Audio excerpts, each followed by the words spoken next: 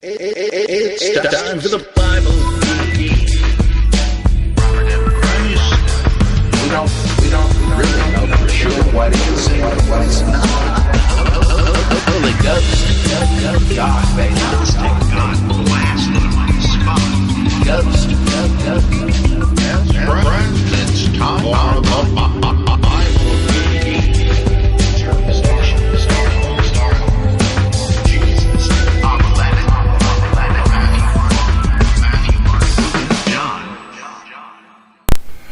Bob Price here, or should I say Robert M. Price, the Bible Geek. Another exciting episode about to strike you like a hurricane or tornado, or maybe just a still small voice. Well, apparently it's only 6 days that are left until the Kickstarter for the Ehrman-Price debate is over, and I am pretty pessimistic about it. It hasn't even reached the halfway mark, but we'll see. What the heck. Anyhow, let's see. Do I want to tell you anything else? I usually have some kind of nonsense to spew. Well, maybe it'll occur to me later. Anyway, it's time to start with a question from Commander Scotty in the Ann Arbor Galaxy. Can you please provide your thoughts on how scholarship on Galilee has impacted studies of the historical Jesus? What scholars, books, or conclusions would you recommend, and which do you think have not fared so well? Is this a place where apologetics has also crept in some way, shape, or form? Well, I would recommend, there's a bunch of books that deal with this in different ways. One, I think he's a Roman Catholic monk, not that it matters, but Sean Freyne, that's Sean Freyne, has written more books, but here too, that with which I'm a little familiar.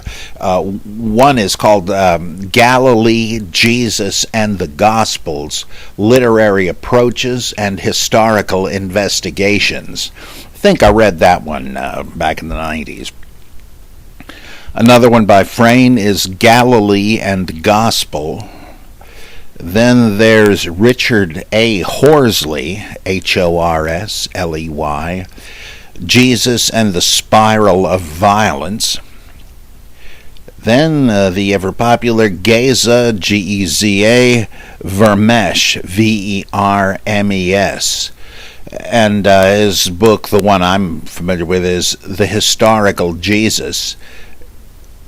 I'm sorry. No, Jesus the Jew. I'm looking down one line, making a famous copyist error here. I'm mistaking my own list. That is Geza Vermes, Jesus the Jew, and he's written various other ones, but they kind of look to me as if they're sort of repeating the same thing. But what he says about Galilean Hasidim in the general time of Jesus is very fascinating. Then there's John Dominic Crossan, The Historical Jesus, and then there's a long subtitle, The Life of a Mediterranean Jewish Peasant or something or other. This has a good bit of stuff about what is known about Galilee at the time.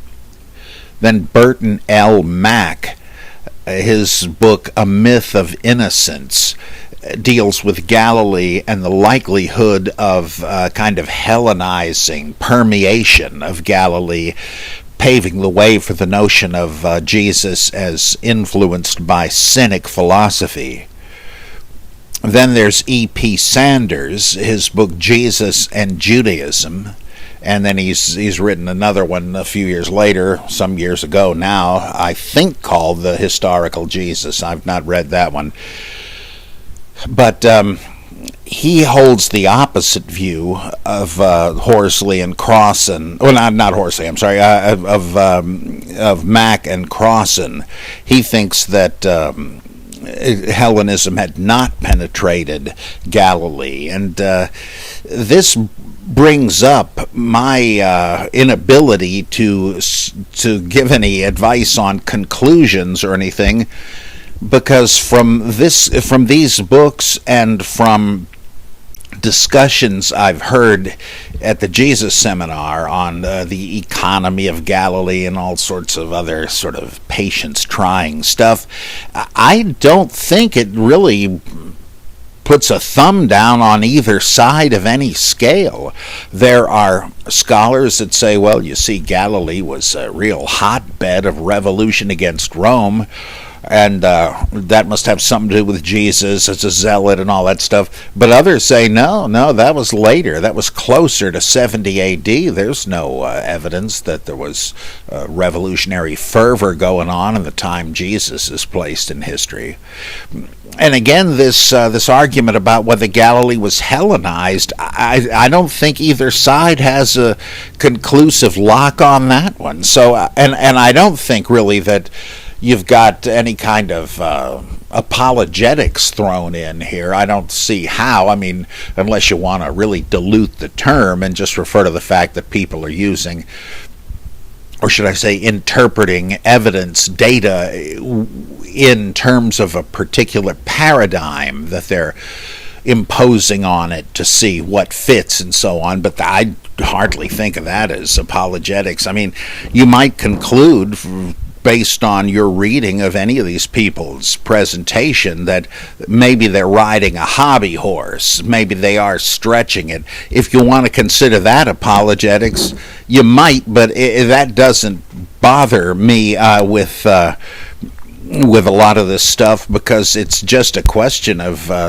how really, I mean, what even if the particular scholar is overdoing it because he's so tickled with the theory that he's trying to squeeze everything into it, well, you can, after a while, you can kind of make your own judgments about that, and so what? I mean, naturally, you're gonna, if you've got a theory and I think, well, I wonder how it would all look if this were the case. Go ahead, why not? I mean, you should, and leave it for others to decide if that if it's as comprehensive and convincing as you think. So, yeah, they're a long way of saying I don't think there is an apologetic twist to any of this that makes it invalid or spurious. I think that you'll learn a lot from all these books. I just find, it seems to me, that it has a lot less impact on the historical Jesus question than you would at first guess.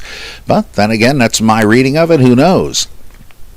Now, here's another one from Commander Scott. When he gets a little time off from teaching a heavy load, he does a bunch of research. I mean, this guy's amazing. I keep telling him he ought to get into a doctoral program on New Testament, but again, he's one of these guys that who knows if he'd even profit from it. He already knows so much about it. Well, he says, historical Jesus scholar Helen Bond writes, in certain respects, N.T. Wright's methodology signals an advance in historical Jesus work.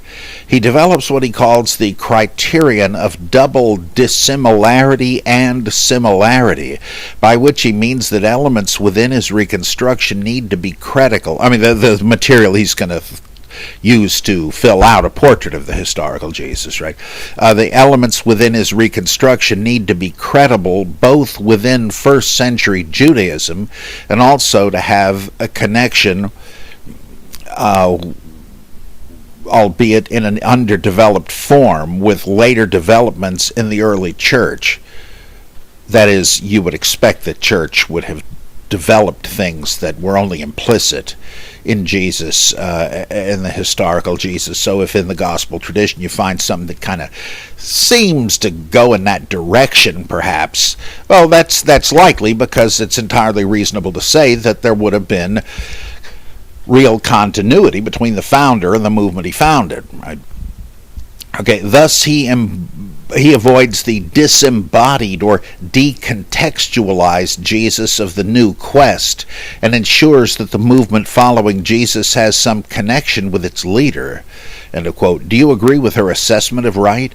I have never heard of the criterion of double dissimilarity and similarity. Can you please share your thoughts on this and the pros and cons of Wright's work as you see them?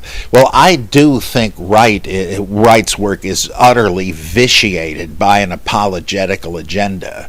He's just trying to make the orthodox view of Jesus and a conservative view of the Gospels as persuasive as he can in the general discussion of the historical Jesus, kind of like George Eldon Ladd did some decades before.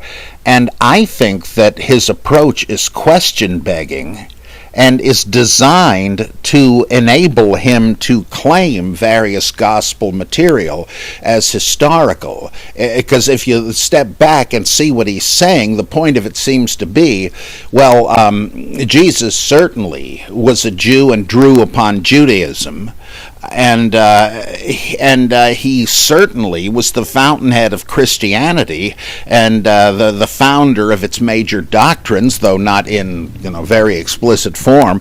Well, that's just what we don't know. That's just what we have to be skeptical about if we're ever to come up with any solid basis for the historical Jesus, because we know there was Judaizing going on in the Old Testament, according to in the New Testament, I should say, even according to the epistles. Plus, the idea of a monolithic early church that he seems to be presupposing, that is also circular, because when you have implicitly Gnostic or Judaizing statements attributed to Jesus, well, there are various early Christianities which these might be taken as anticipating. You get more of the Gnostic-sounding stuff in the Nag Hammadi texts and so forth. You get more of the Judaizing stuff in Matthew than in Mark. So you have to wonder, it begins to look like, well, at least somebody was attributing to Jesus things that fit their church and their theology and their practice, but differed with others. Can you get divorced? Should you fast? Did no one know God before Jesus came along? Was there an esoteric doctrine, or did he say everything he had to say to everybody all the time in public? So I think there's, once you start to realize there can be tendentious fabrication of sayings, then it really, this criterion would collapse into all the other ones everybody has used to show that, well, you can't really be sure Jesus said this because it matches the early church. You don't know that they didn't make it up to buttress their views. It's pretty obvious they did in some cases, and if it matches up with something Jewish sources say, well, the early Christians could have just heard some of these sayings and thought, boy, they're good, I bet Jesus said them. And there's just no way to know. Perrin and the others, who were big on the use of the criterion of dissimilarity, didn't say that Jesus' teaching couldn't have overlapped with the church and with Judaism. It's just that if you want to come up with some kind of irreducible minimum, then to know what was distinctive about Jesus, you would have to eliminate from contention the stuff that did fit with him. And nobody denies that, some of us think that there wasn't, or probably wasn't, a historical Jesus for various reasons, but assume there was. You don't necessarily mean Jesus had nothing to do with Judaism and that nobody in the early church remembered anything he said. It's just a question of what can you know. And I think so Wright is saying the obvious in a way, that surely you would expect, if there was a Jesus who was a teacher, he would have reflected religious currents in his own day, namely Judaism. and that people would have remembered what he said. I mean, Lutherans didn't do everything Luther said or believe everything he said about Scripture and so on, but they certainly followed his justification by grace through faith doctrine and all that. Yeah, of course. It's certainly reasonable that could have happened. But as for what did happen, that's different. And this shows, if you look at it closely, the essentially apologetic character of Wright's efforts. He's trying to show, well, it's not impossible. Nobody said it was impossible, but for an apologist, if something is possible, he takes that as a license to go ahead and believe that it's true. So this is why I have no further interest in Wright's work. I always like to say he's a Jerry Falwell in a better suit. And in fact, I'd be willing to bet that if you eavesdropped on a conversation between him and fellow believers, you would find that he thinks Jesus said every single syllable ascribed to him in the canonical Gospels and none outside. But what he's doing by proposing these criteria for authenticity is just to set up an apologetical device. See, if I can show you that Jesus really did say this stuff, maybe you'll accept him as your personal savior. And it's just a waste of time. Okay. Oh, let's see. This one is... why can't I scroll down here? What's the matter? This is from Chris in lovely Portland, Oregon, where I hope to be in October for the H.P. Lovecraft Film Festival. Okay, he says, I was wondering if you could recommend some books on, hey, Allah! Since I've become an agnostic, the concept of hell has intrigued me. Here are a couple of them. You might enjoy Alice K. Turner, A History of Hell, and Alan, A-L-A-N, E. Bernstein, or Bernstein, I don't know how he pronounces it, B-E-R-N-S-T-E-I-N, The Formation of Hell, Death and Retribution in the Ancient and Early Christian Worlds. I think those would both be very good resources, though there are older books on hell that are very good too. Let's see. Also, Chris asks, what are some good responses to Christians who don't accept the higher criticism? Well, there are two, in my opinion. One is to say the historical critical method is simply, James Barr said this, by the way, is simply being consistent in the application of Martin Luther's grammatico-historical method. Luther was trying to avoid the all-purpose cheat of allegorical interpretation, where you could say, well, there's an esoteric meaning beyond that of the surface meaning, and you can trust the Pope and the Magisterium to tell you what it means, and you can make the Bible endorse any view that way if you're clever enough. That's what I say is making the Bible into a ventriloquist dummy.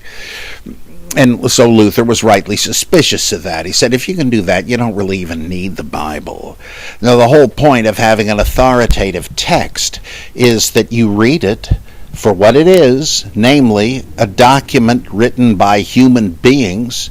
Wasn't, didn't fall down from heaven, down the chimney or something, as they used to say about the apocryphal Apocalypse of Paul, written by angels. It wasn't dictated by Gabriel from the mother of the book in Allah's presence, like Muslims think. No, human beings wrote the stuff. Now, this is true. This is the minimum thing to say, even if we believe, as Luther did, that Scripture was divinely inspired. Right? Inspired, right? Not actually written with a disembodied hand tracing out letters, as in Daniel's the banquet in the feasting hall of King Belshazzar in the book of Daniel. There's this disembodied hand tracing letters on the wall. That's not what happened with the Bible. Nobody says it is, right? And human beings were inspired. If you believe in inspiration, right, this is what you're saying. Human beings were inspired to write what they did. to other human beings, which sort of has to mean if you want to read it, you got to read it like any other human document. If you're reading a cookbook, if you're reading Caesar's Gallic Wars, whatever, right? You know the literary conventions from the kind of work it is. Reading poetry, understanding it is different from reading prose, and therefore, you, as all fundamentalists know, you have to read the book of Revelation, the book of Psalms, and First and Second Chronicles in different ways. That's no mystery, right? And you've got to know the grammar of the ancient document. A lot of people don't know the grammar of their own language today and therefore cannot understand what they read. Well, Luther said, yes, you've got to know your Hebrew and Greek in this case before you can get a good idea what the heck the writer was trying to say. You also need to know the cultural and historical background because sometimes certain things are not stated explicitly because the ancient reader didn't need it explained. Everybody understood certain things that we don't. And so we have to comb through historical sources, other ancient writings, to see if we can find the same phrases used and all that. And of course, there is a lot of good ancient material, and that's been done. And so you don't read it in any other way than you do secular literature. But once you do, Luther said, then that's where it makes a difference that this stuff is inspired, right? It has authority so that once you know what it says is true and what you ought to do, well, then you do it. You believe what it says. You do what it tells you. That's where the inspiration makes a difference. Not at the earlier point of figuring out what the author was trying to say. That has to be done like any old uninspired piece of writing because humans wrote it to other humans. And that's the only way to avoid all this spooky ventriloquism. Oh, it's really talking about indulgences. It's really talking about purgatory or the priesthood or whatever. No, come on. Okay, well, what F.C. Bauer and all these other guys did, the higher critics, they said, if you were reading any other document in ancient history, if you saw a contradiction between what the writer said here and what he said there, you would not desperately try to find some way to rid yourself of the contradiction and pretend that he was saying the same thing in both instances. You know good and well human beings contradict themselves sometimes. If you found an inaccuracy in a book, like if Mark weren't in the Bible and we found a story where Jesus says, when, Abiathar was high priest, David went into the temple, etc., etc. Oops. If you look that story up in 2 Samuel, it's not Abiathar, it's his father, Ahimelech, I think it is. You would say, oh, goof. Mark, as some say, was nodding. There's an error here. You wouldn't say, come hell or high water, I've got to find some way to vindicate the truth of this statement, because then it's special pleading. You're treating it like some sort of superhuman book that cannot be wrong.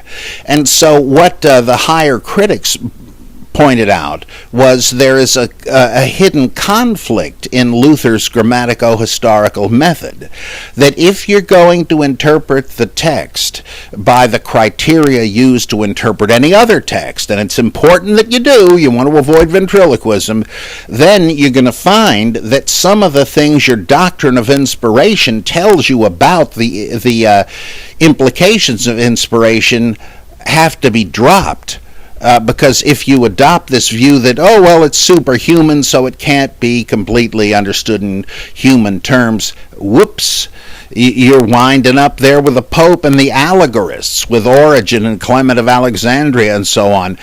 So he didn't seem to understand that. Now, when Luther did come across a contradiction between Galatians and Romans on the one hand and James on the other, he saw it. He admitted it, and he said, that's why I'm not including James in the New Testament canon.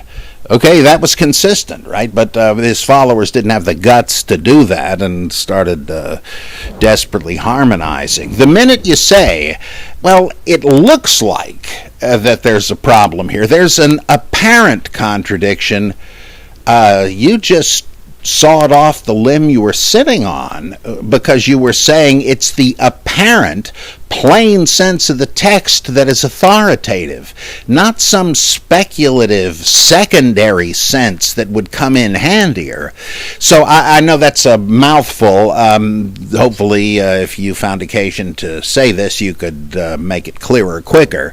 But I'd say that, yeah, if you want to go with Luther, as all Protestants claim to do, if that's the way to have scriptural authority, you got to ask yourself if it undermines and subverts itself. If you don't want to admit that there are conflicts and inaccuracies, then you might as well go the whole way with allegorizing. You're giving the scripture special treatment that you wouldn't with any other text, which is what you're supposed to not do.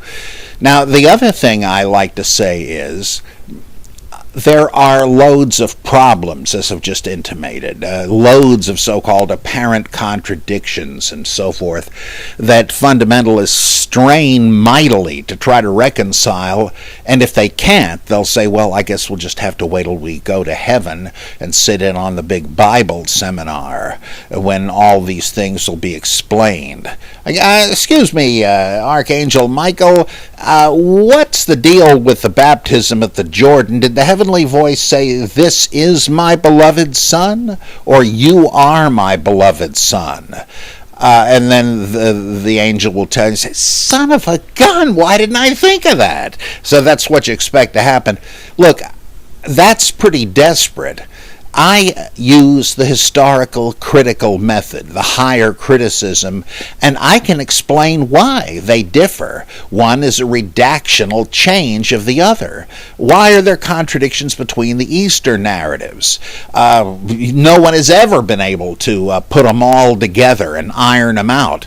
Well, that's no mystery to me. I can show you how each evangelist has changed the previous one and why, to what end. Like, what do you prefer?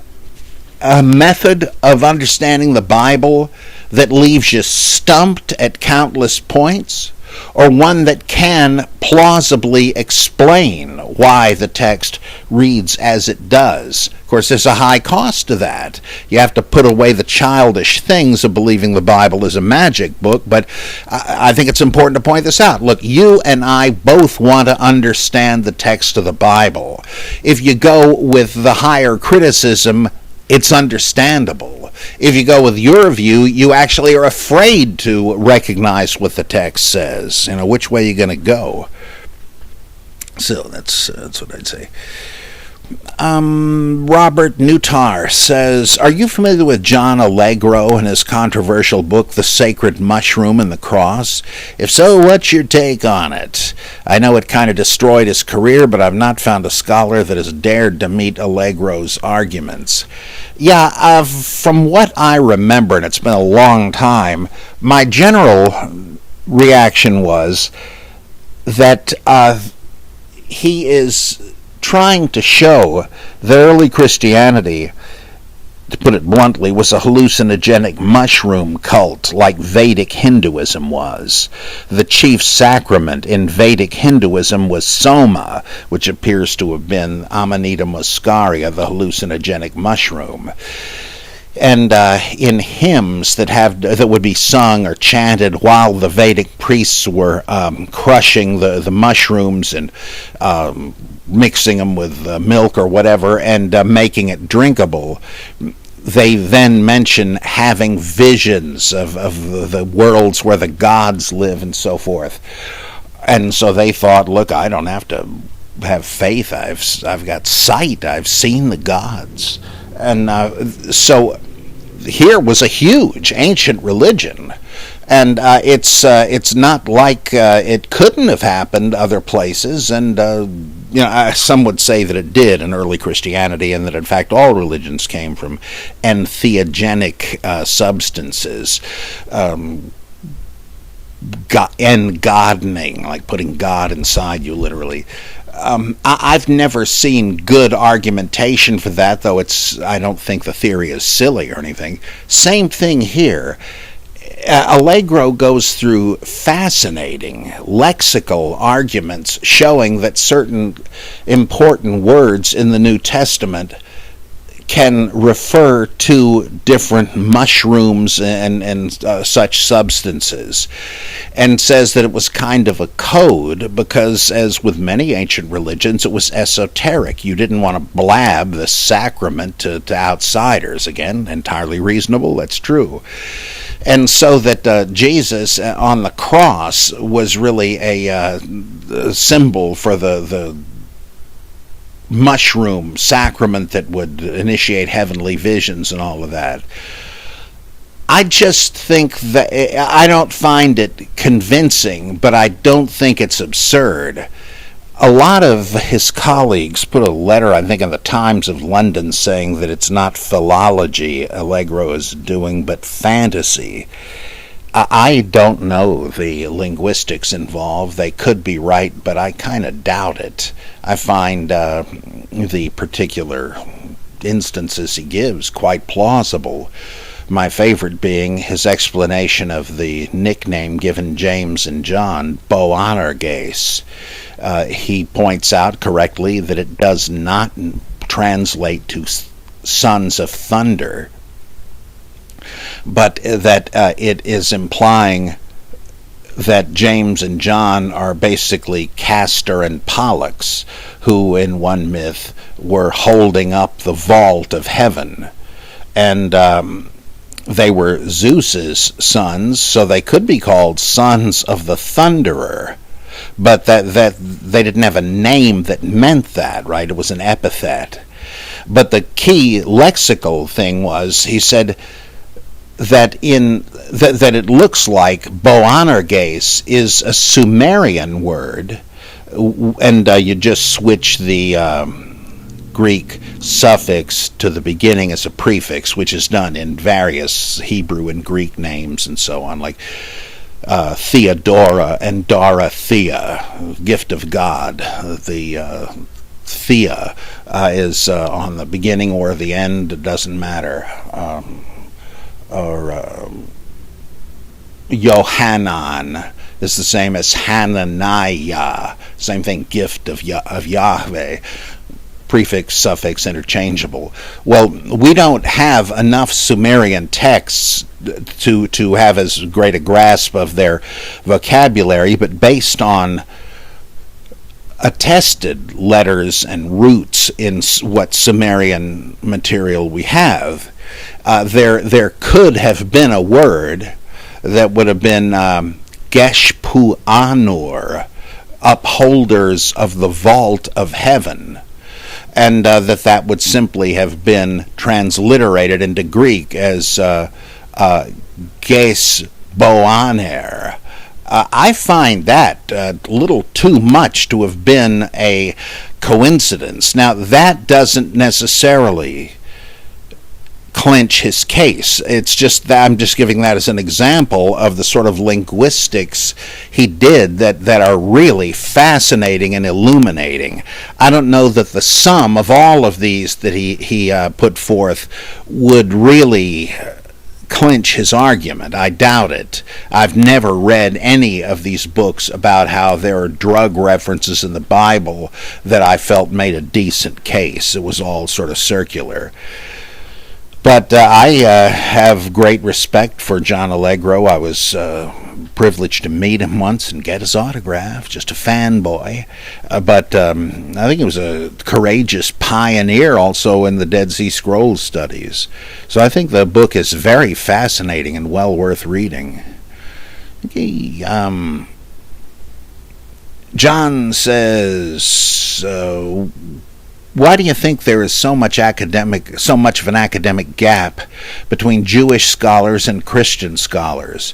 In reading Acharya S.'s Did Moses Exist?, she cited that many rabbinical scholars agree that Moses is not a historical figure, and that the exodus out of Egypt, as described in the Old Testament, did not happen.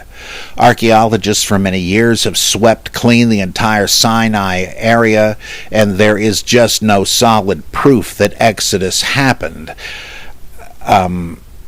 Factoring in, too, the pseudepigraphical authorship of the Pentateuch. Let me just point out, actually, it's not just that there's no evidence, which is the kind of argument that René Salm puts forth very powerfully in his book, The Myth of Nazareth, about a different but related subject. It's just that there is no evidence of the Exodus where there would have to be.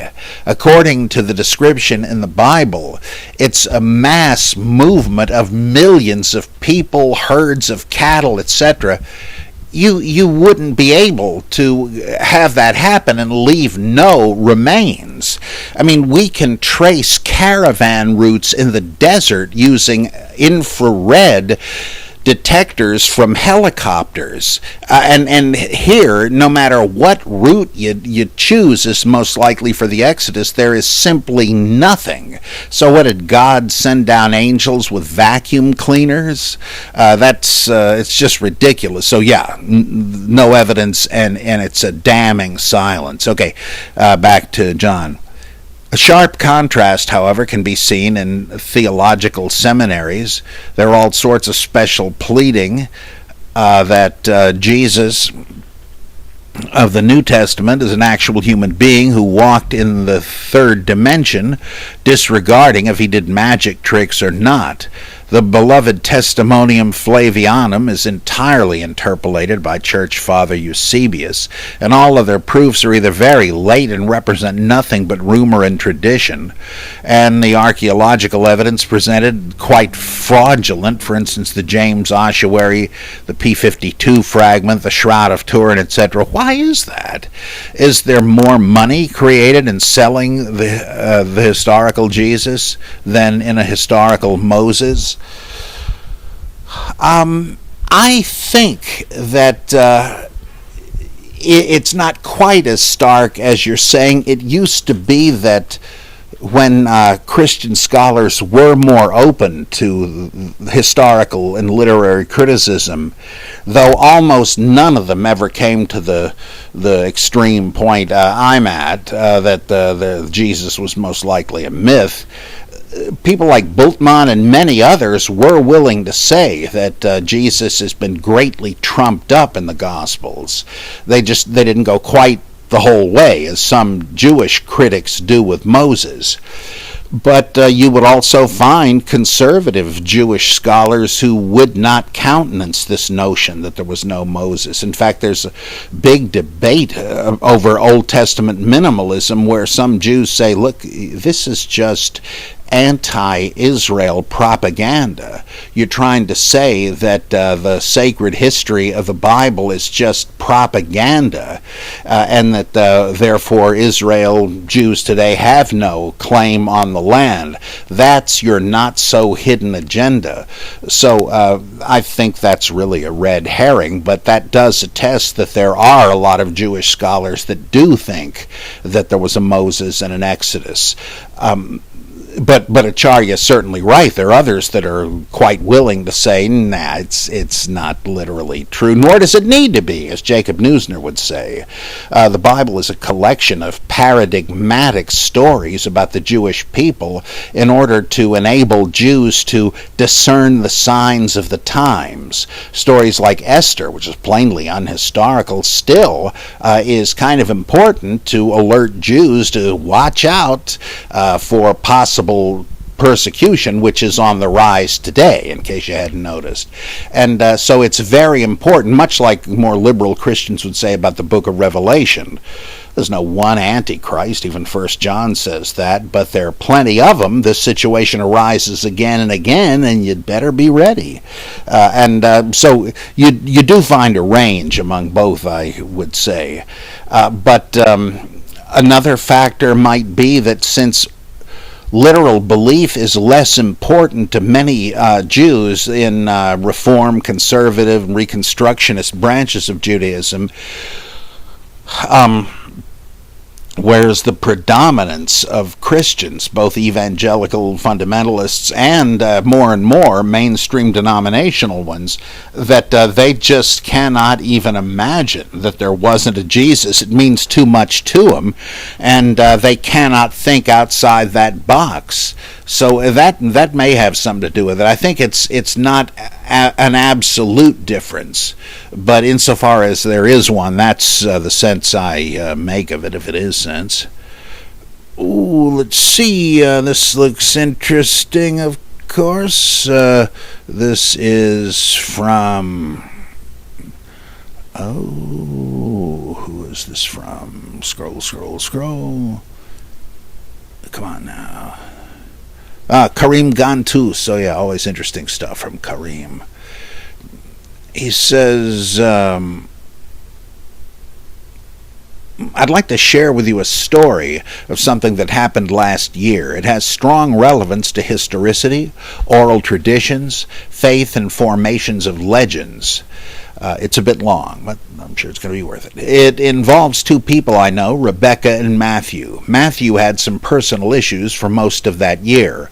Rebecca had as well. Her car was stolen, and she had some legal issues involving child custody. Matthew had been separated from his wife for some time, but had access to the children. Now, Matthew had to deal with some pretty rough customers through his work. They tried to take advantage of him, but eventually he ended the friendship. He was burnt out and almost broke. He moved out of town to get away from it all. Meanwhile, Rebecca and I had been witness to an incident near where I used to work. I was called by the police to give a more formal statement than I had before. Rebecca also was asked to do something similar. One day around Christmas, I got a text from Rebecca. I wish I had kept a copy of it, as I lost my text messages when I upgraded my iPhone software. Anyway, I will paraphrase what I can remember. Got a call from the police. What could they want? Hope it's not anything too bad. Had enough. Matthew dead. Car found at side of the road, burned out. My ex-husband completely bans our son from speaking to me. Say prayers right now. I have had a lot to put up with. You have had an easy life compared to mine. I remember what's the end of the message. I remember what store I was in, and this text message hit me pretty hard. So I stopped everything and recited a Buddhist prayer. Om Tare Tutare Ture Soha. A friend who is a Tibetan Buddhist taught me that. I said it several times. I was in a daze for the rest of the day. But this is where things become very strange. I decide to post a tweet saying that someone I know has been murdered. I post the tweet and then I think, wait a minute, I believe in the law of attraction. Whatever you say will come to be. So I write a tweet which said that the person who died was actually alive and that the friend who told me the news made a mistake. I thought, do I have the faith to post this? After all, I cannot raise a man from the dead, can I? And Rebecca is very careful and accurate. She wouldn't say anything unless she was totally sure. Now, I can't quite recall what I thought next, but I know that I kept the tweet as a draft. I decide not to post it, mainly because I don't like posting things which I can't verify. But I refuse to believe that he is dead. I have some kind of faith that he isn't dead after all. Later that day, Rebecca calls me. I expect her to be very upset. But she isn't, so she starts talking to me about everyday things. Matthew was not mentioned, and through the conversation I came to a realization I had completely misunderstood her text. When she said that Matthew was dead, she was guessing at what terrible news the police might have for her. The car burned at the side of the road was referring to what might have happened to her stolen car. I thought it referred to Matthew's. And, of course, her ex-husband did not actually ban their child from speaking with her. Now, imagine if we were living in the Roman Empire. I get a letter on papyrus from Rebecca saying similar things. For some reason, we lose contact, but I have a hope that perhaps Matthew did not die after all. Some years later, I talk with someone from another city and mention Matthew and how he died. The person tells me that Matthew is very much alive. Then I come to believe that maybe my faith resurrected him. I am, of course, simplifying to make a point. My story is true, though, and I wonder if similar grave misunderstandings have occurred in the past, which then resulted in legends being formed in the way I speculated. The story would have had a bit more impact had I immediately recorded my feelings that day in a journal. I was going to write to you about it earlier, but never got around to it. I do not deny miracles, but I do think that just as there are cases of mistaken identity, there are cases of mistaken resurrection. Anyway, I'd love to hear any thoughts you may have. Well, Kareem, this reminds me of a famous theory about the resurrection narrative in Mark, the earliest one. Of course, Jesus is not actually seen raised from anybody, but let's say the empty tomb story, that the women come to the tomb at dawn, and they come to an open tomb with a guy sitting there dressed in white, and he says, "Why you're looking for Jesus of Nazareth? Why do you seek the living among the dead? Look, here's where they laid him." Well, I forget the Cursup Lake, I think it was.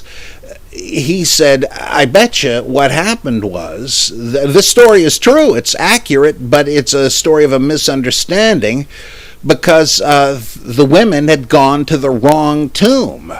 And the who knows what the guy dressed in white was doing, but he was in an unoccupied tomb. Maybe he was a workman or something. And once he learns that they're looking for Jesus, what he's saying is, oh no, he's over there. That's where they laid out the corpse. And it's like in the life of Brian, follow the shoe, he's been taken up. Oh no, there he is. And that's...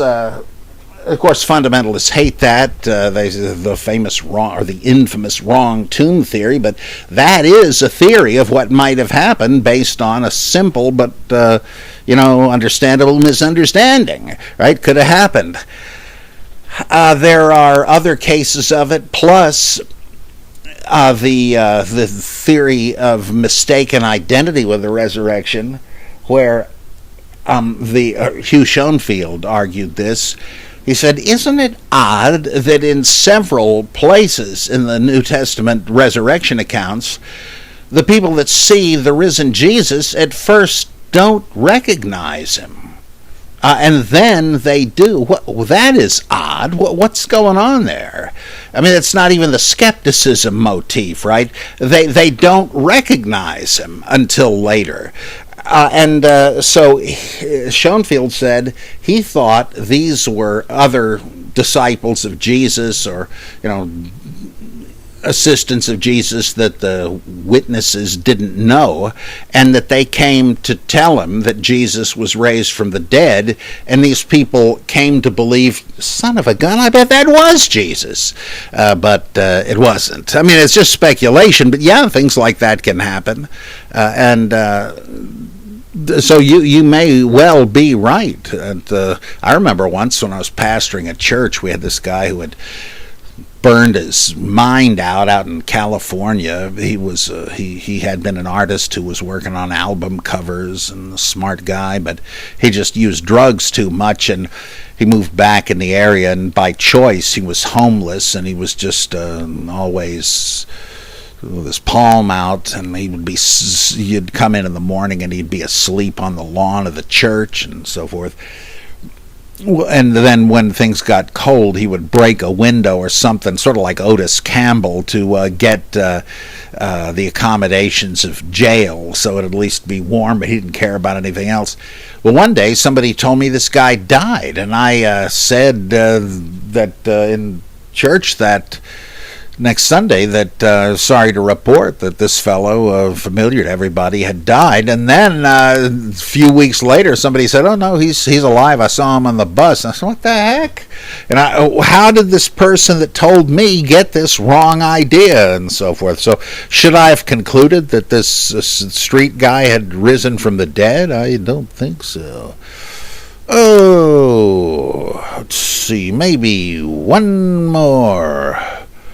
Oh no, don't tell me I do not have a name on it. I'm afraid that is the case. Boy, I've been doing better than this usually lately. Anyway, one, Jesus taught but didn't practice. Let him who is without sin cast the first stone, John 8:7. Instead, Jesus saw what he believed to be the sin of the money changers and self-righteously threw over their tables. 2. Jesus taught but didn't practice. Love your enemy. Romans 12:14, Matthew 5:38-42, Luke 6:27 through 31. Because he repeatedly name-called and insulted the Pharisees, Matthew 12:34. Blind guides, Matthew 23:16 and 24. Blind fools, Matthew 23:17, 19, and 26. And whitewashed tombs, Matthew 23:27. Numerous times he called them hypocrites to their faces, Matthew 15:7 and 23:13, and 15 and 23 and 25 and 27 and 29. Jesus taught but didn't practice. Love thy neighbor. Matthew 22:36 through 40, Luke 6:31. When he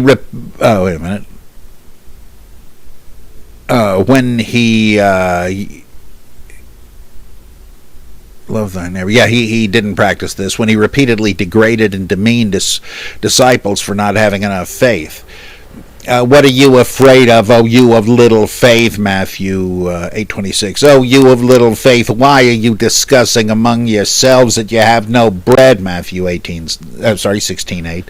O faithless and twisted generation, how long am I to be with you? How long am I to bear with you? Matthew 17:17.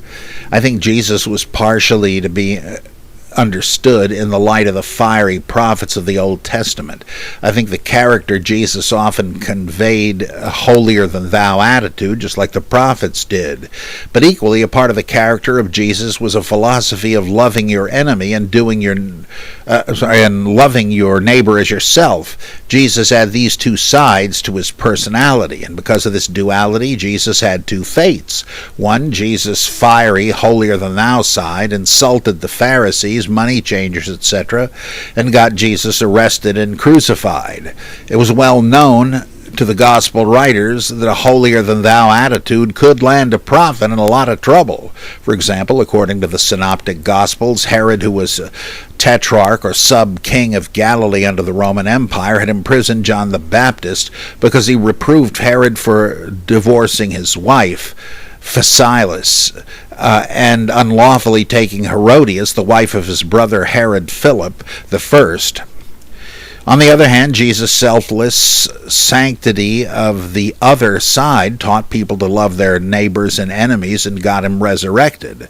The moral the gospel writers seem to be presenting with Jesus having this duality is that you can't change the world by finding fault and chastising people, but rather by loving the sinner you encounter so they can begin to see their change, and growth must come from themselves. I can't change you, but I can be a positive influence to assist you in becoming strong enough to begin to change yourself.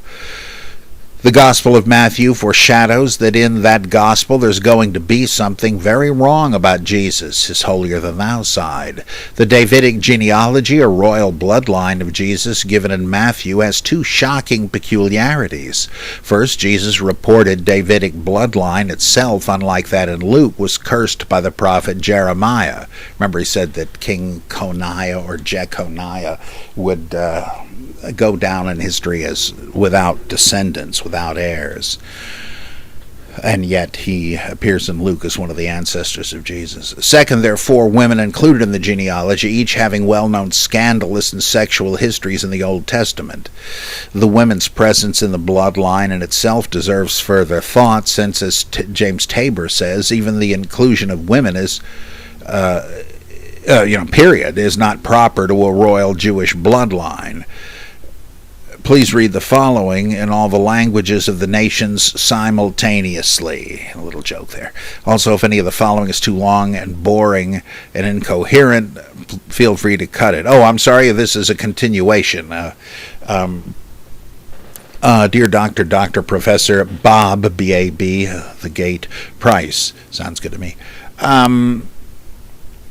Let me see now. Are you planning to bring back the Human Bible podcast? I was, but as you may know by now, I'm not. Because I found out I would have to change the title of it, and to me that means starting a new podcast, and I got my hands full with the Bible Geek. So sorry about that. Second, I know how much you enjoy reading about your listeners' life stories, so here goes mine. I was born a poor black child. I was born and baptized Catholic, but never got any further than that. I was raised not atheist per se, but rather just vaguely irreligious, except for a short time, when I was about 10, when my mom got it in her head that she would drag us to church. I didn't get it, and it didn't seem to satisfy whatever my mom needed either, so that lasted only 2 or 3 weeks. The closest I ever really got to identifying with a religion is a vague Shinto-esque animism that really just boiled down to have a little respect for stuff. Fast forward to a few years ago when I met a nice Catholic girl who was losing her faith and fell in love. The downside being that whenever her mother dragged her to Mass, she would drag me to church with her, so she wouldn't have to suffer alone. I've always had a great respect for and love of tradition, but I have a problem. I am an upper-middle-class white male. I'm one of those people that could have voted in the very first presidential elections. As far as cultural heritage goes, I am fairly impoverished. Instead of spicy food, passionate dancing, and a foreign language, my people have grilled cheese, the YMCA, and a natural Midwest Garrison Keillor accent. Going to church with my girlfriend, I realized that all I have as far as cultural heritage goes, apart from an urge to gain personal profit at the expense of people who are very different from me every time I put on a suit, is Latin and funny hats. So a few years ago, I listened to Mike Duncan's History of Rome podcast, which led me to other history podcasts and eventually to your Human Bible podcast, and the rest is history. Now I am actually fairly excited to get to go to Mass and have started considering myself some sort of Gnostic, where the secret gnosis is the fact that it's all made up doesn't matter. A story doesn't have to actually have happened to be true. I think, by the way, to interject, I think you are right. That is a modern Gnostic stance for people that go to conventional churches. It's very much analogous to what the ancient Gnostics said. Next, I have some questions that contribute to the rain barrel. My first one isn't really a question, though more of a request for comment and or refutation on a little theory that cooked itself up as I was listening to your podcast. You mentioned before the idea that it's odd for a work of fiction to contain more than one character with the same name. Even though this happens all the time in real life, fiction writers usually avoid it.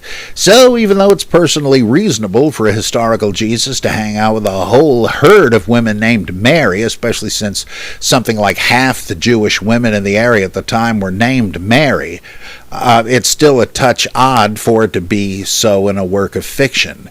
I know you've given possible explanations in the past for this, but I can't help thinking there might originally have been one Mary figure. Then that got split into many different characters, like you posit for many of the 12. Yeah, that's what I suspect. This got me thinking about the idea you've kind of mentioned before, that Jesus may be an amalgamation of various Savior figures that got confused and merged. For example, Paul's heavenly, non-corporeal Christ and the Jesus figure of the Gospels. Might then Mary have been a savior prophetess to some early proto-Christian sect that was absorbed into Christianity? Sure could. The most obvious candidate in my mind for such a group would be the widow traditions that you've shown Luke argues against. On the other hand, when you talked about Margaret Barker's theory that Jesus was originally Yahweh, if this is the case, Mary could very well have originally been a theophany of Asherah. If I understand the Asherah tradition correctly, she was variously depicted as the consort of El Elyon and of Yahweh. This would fit very nicely with the idea that Mary was Jesus' mother, and the character or characters of Mary Magdalene / Mary of Bethany, which as far as I can tell has been suggested as the romantic interest for Jesus since basically forever. Any thoughts on this? Yeah, I think, I argue in the book you refer to, the widow traditions in Luke Acts, that in Acts 17, when the Athenians mock Paul, it says he seems to be a preacher of new deities. And it says because he was preaching Jesus and Anastasis, which would become a common female name, and it means resurrection. And that makes me think that, among other similarities to the dying and rising gods myths, that Jesus at one point was understood, at least by some, to have been raised from the dead by his consort Anastasis, who was then later named Mary, Mariam, Mary Magdalene. And as Barbara Walker points out, this could go way back to old rituals where Mary is the virgin, the wife, and the crone, and that we have her appearing in two forms in the Gospels as the Virgin Mary, Mary the hairdresser, the harlot, and then implicitly Mary, the older lady who's taken into John's home in Ephesus, and so on. So yeah, I think that that's not at all unlikely, and you're right with Asherah as the, I mean, all these goddesses are pretty much the same. Baal was raised from the dead by Anat. Osiris was raised by Isis. Attis was raised by Cybele. Adonis was raised by Aphrodite, and so forth, right? So I think you're probably right. And I think you can combine that with Eisenman's speculation that the different Marys were originally the same literary character, but got split up once the doctrine of the virginal conception of Jesus began to gain ground. That explains why there is a mother of James and Joseph at the empty tomb, even though those are two of the brothers of Jesus. Of course, they could just have the same names, but why would anybody even remember them? And unless they were, related or supposedly related to Jesus. And that if Mary was perpetually a virgin, well, the mother of these two guys couldn't be the mother of Jesus, so let's divide her into two, etc. So I do think you have viable theories there. My next question is actually a question. Where is the line between a historical Jesus and a fictive Jesus? There seems to be a gradient between a trivially historical Jesus on the one hand, at least one person named Josh has ever thought about religion, and on the other hand, a Jesus that is trivially fictional to all but the strictest inerrantist. There was a man named Jesus who literally said and did everything it says in the Bible. There seems to be an infinite number of possibilities in between. One Jesus who did or said much of what the Bible says about Jesus, but who wasn't named Jesus. a Jewish traveling preacher named Jesus to whom so much material has been falsely attributed that literally nothing remains of him. Two people who did some of the stuff in the Bible together constitute the foundations of the Jesus figure, whose stories were merged and then had fictional accounts added to them. A community of people who collectively came up with the teachings of various savior figures whose ideas got merged to create the Jesus figure, etc. Where is the line in the sand? That is, what are the specific criteria that you would require to be true in order to say Jesus was historical? Do you think most biblical scholars would agree with your line? By the way, this all comes from Polycarpov's if I can read it, Myrna, I think it is. I can't tell from my typeface if that's M-I-R-N-A or M-I-M-A. I think that if you could definitely associate the name Jesus with some of the most distinctive sayings in the Gospels, that would be enough. That's what made G.A. Wells drop pure mythicism. He was convinced by Burton Mack's argument that Q1, the isolation of 7 topical clusters of sayings in the Q source, all with a sort of a similar smart-ass, cynic type attitude, do go back to somebody named Jesus. Wells said, okay, that's convincing. You've got Jesus, a historical Jesus. It fits into the Hellenized Galilee scene, and that various statements were attributed to him. I still don't think the Christ Jesus of the Pauline epistles is real or based on this guy, but it does sound like there was a cynic type sage Jesus in Galilee. Okay, I guess there was one. I think that's a mistake because, as I've explained several times, the common essence of those sayings is the fact that they parallel known similar sayings from known cynic philosophers.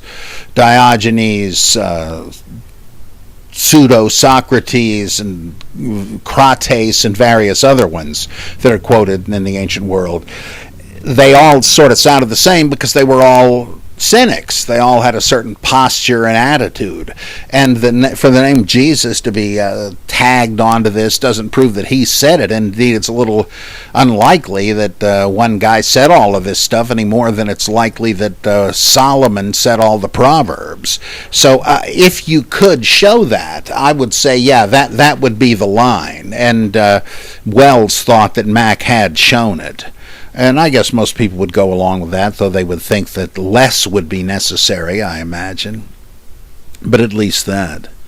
Final question. I know a lot of ink has been spilled over the question of the dating of all the scriptures, especially Mark.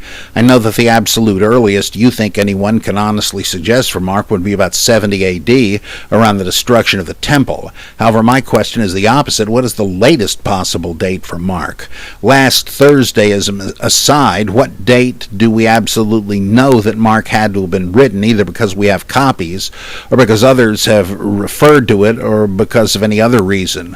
While you're at it, could you go ahead and answer this question for all the New Testament? Well, we have copies of the Pauline epistles that stem from the I think the end of the 2nd century, around 200, the Chester Beatty Papyri. I think that the 4 Gospels may not have been much earlier than the first mention of them by Irenaeus in around 180 A.D. In fact, I think there are numerous internal indications that all of the Gospels are very late 1st or early to mid-2nd century. And the other New Testament writings are, pretty darn late. Irenaeus knows of most of them, but not all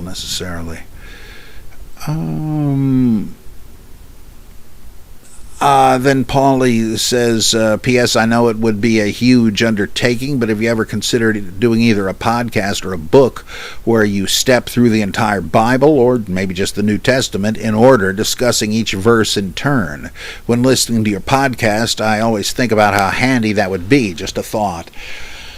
Well, I'm not doing anything quite that detailed, but I am doing something surprisingly close to it in this book I'm working on now, Holy Fable, the Bible Undistorted by Faith. It's sort of a basic introduction to each major section of the Bible, the Pentateuch, the Deuteronomic history, the Chronicles, and the Psalms, Proverbs, etc., and major hunks of the New Testament, the different Gospels and such.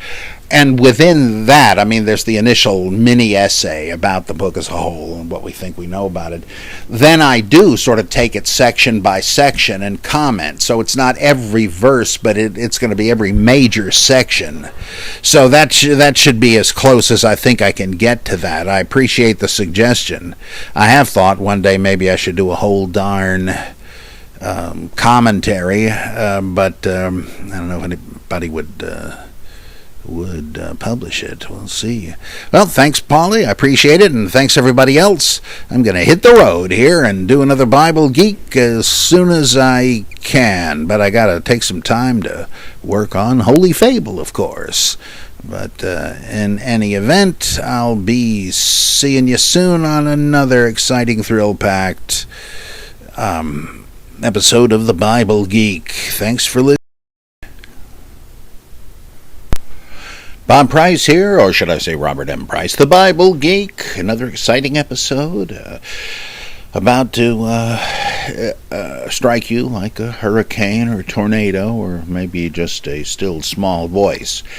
Well, apparently it's only 6 days that are left until the Kickstarter for the Ehrman Price debate is over, and I am pretty pessimistic about it. It hasn't even reached the halfway mark, but we'll see. What the heck. Anyhow, let's see. Do I want to tell you anything else? I usually have some kind of nonsense to spew. Well, maybe it'll occur to me later. Anyway, it's time to start with a question from Commander Scotty in the Ann Arbor Galaxy. Can you please provide your thoughts on how scholarship on Galilee has impacted studies of the historical Jesus? What scholars, books, or conclusions would you recommend, and which do you think have not fared so well? Is this a place where apologetics has also crept in some way, shape, or form? Well, I would recommend, there's a bunch of books that deal with this in different ways. One, I think he's a Roman Catholic monk, not that it matters, but Sean Freyne, that's Sean Freyne, has written more books, but here too, that with which I'm a little familiar. One is called Galilee, Jesus and the Gospels, Literary Approaches and Historical Investigations. I think I read that one back in the 90s. Another one by Freyne is Galilee and Gospel. Then there's Richard A. Horsley, Horsley, Jesus and the Spiral of Violence. Then the ever-popular Geza, Geza, Vermesh, Vermes. And his book, the one I'm familiar with, is The Historical Jesus. I'm sorry. No, Jesus the Jew. I'm looking down one line, making a famous copyist error here. I'm mistaken my own list. That is Geza Vermesh, Jesus the Jew, and he's written various other ones, but they kind of look to me as if they're sort of repeating the same thing. But what he says about Galilean Hasidim in the general time of Jesus is very fascinating. Then there's John Dominic Crossan, The Historical Jesus, and then there's a long subtitle, The Life of a Mediterranean Jewish Peasant or something or other. This has a good bit of stuff about what is known about Galilee at the time. Then Burton L. Mack, his book A Myth of Innocence, deals with Galilee and the likelihood of kind of Hellenizing permeation of Galilee, paving the way for the notion of Jesus as influenced by Cynic philosophy. Then there's E.P. Sanders, his book Jesus and Judaism, and then he's written another one a few years later, some years ago now, I think called The Historical Jesus. I've not read that one. But he holds the opposite view of Horsley and Crossan. Well, not Horsley. I'm sorry. Of Mack and Crossan. He thinks that Hellenism had not penetrated Galilee, and this brings up my inability to give any advice on conclusions or anything. Because from these books and from discussions I've heard at the Jesus Seminar on the economy of Galilee and all sorts of other sort of patience-trying stuff, I don't think it really puts a thumb down on either side of any scale. There are scholars that say, well, you see, Galilee was a real hotbed of revolution against Rome, and that must have something to do with Jesus as a zealot and all that stuff. But others say, no, that was later. That was closer to 70 A.D. There's no evidence that there was revolutionary fervor going on in the time Jesus is placed in history. And again, this argument about whether Galilee was Hellenized, I don't think either side has a conclusive lock on that one. So, and I don't think really that you've got any kind of apologetics thrown in here. I don't see how. I mean, unless you want to really dilute the term and just refer to the fact that people are using, or should I say, interpreting evidence, data in terms of a particular paradigm that they're imposing on it to see what fits and so on. But I hardly think of that as apologetics. I mean, you might conclude, based on your reading of any of these people's presentation, that maybe they're riding a hobby horse. Maybe they are stretching it. If you want to consider that apologetics, you might, but that doesn't bother me with a lot of this stuff, because it's just a question of how, really, I mean, what even if the particular scholar is overdoing it because he's so tickled with the theory that he's trying to squeeze everything into it, well, you can, after a while, you can kind of make your own judgments about that, and so what? I mean, naturally, you're gonna, if you've got a theory, and I think, well, I wonder how it would all look if this were the case. Go ahead, why not? I mean, you should, and leave it for others to decide if it's as comprehensive and convincing as you think. So, yeah, they're a long way of saying I don't think there is an apologetic twist to any of this that makes it invalid or spurious. I think that you'll learn a lot from all these books. I just find, it seems to me, that it has a lot less impact on the historical Jesus question than you would at first guess. But then again, that's my reading of it. Who knows? Now, here's another one from Commander Scott. When he gets a little time off from teaching a heavy load, he does a bunch of research. I mean, this guy's amazing. I keep telling him he ought to get into a doctoral program on New Testament, but again, he's one of these guys that who knows if he'd even profit from it. He already knows so much about it. Well, he says, historical Jesus scholar Helen Bond writes, in certain respects, N.T. Wright's methodology signals an advance in historical Jesus work. He develops what he calls the criterion of double dissimilarity and similarity, by which he means that elements within his reconstruction need to be critical. I mean, the material he's going to used to fill out a portrait of the historical Jesus, right?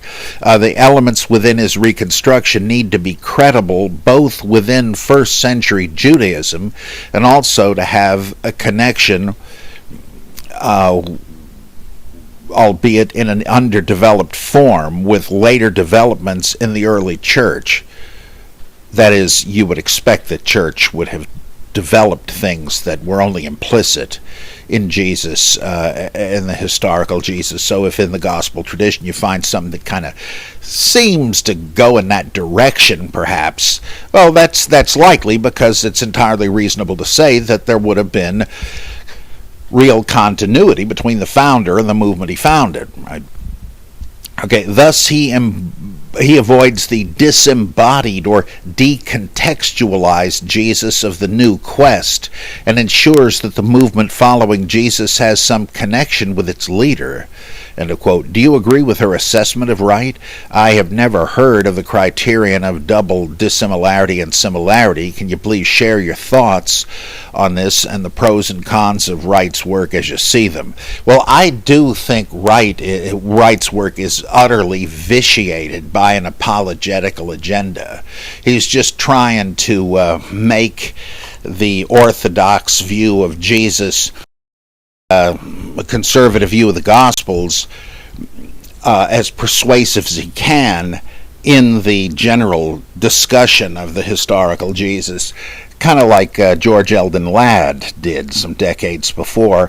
And I think that his approach is question-begging and is designed to enable him to claim various gospel material as historical. Because if you step back and see what he's saying, the point of it seems to be, well, Jesus certainly was a Jew and drew upon Judaism, and he certainly was the fountainhead of Christianity and the founder of its major doctrines, though not in very explicit form.